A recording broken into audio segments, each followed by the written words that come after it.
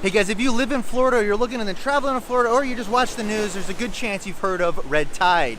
Up until recently, I had no idea what red tide was, so I decided to jump in, do a little research, and figure out what the heck this stuff is. So for those of you that do not know, red tide is an algal bloom that is caused by a microorganism called Karenia brevis, or K. brevis for short. These organisms, they live in the Gulf year-round. They're always there. But with Gulf currents and wind patterns, it creates these organisms to group together in what we call a bloom.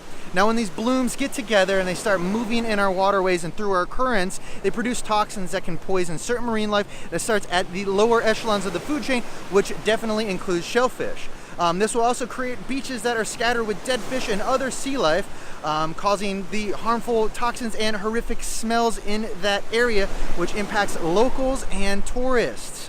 Now, it's important to realize that this can sicken people that have pre-existing breathing conditions, making it difficult to breathe, or for just people that are at the beach, you can definitely feel there's a tingling sensation in my throat and my nose, and it's probably going to get worse because those toxins are in that sea spray, and when the waves crash, I'm breathing that in. The cause is a variety of nutrients that are in the water feeding these microorganisms. Some of these nutrients include the nutrients from our agricultural industries, lawn and fertilizer runoff, and leaky sewage.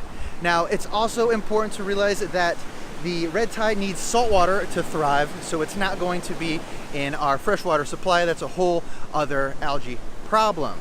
So what can you do about it? What can we do about it? What is there to do about it? There's really not a single thing that scientists have concluded that causes the red tide. They associate the nutrients from our lawns, leaky sewages, and other nutrients in the water that pollute it, that give the algae something to feed on. So all I can say is be cognizant of what you're doing with your yard. If you're putting fertilizers on it and pesticides, these are going to run off into the streets and they're going to get in our water supply and create the problems that we're having now. Wherever you live in Florida, or if you're looking at traveling down to Florida, I would highly look into what is happening in that area, because if there's red tide in an area, the chances are you probably aren't going to want to visit that area. So hope you guys enjoyed this, hope you learned it.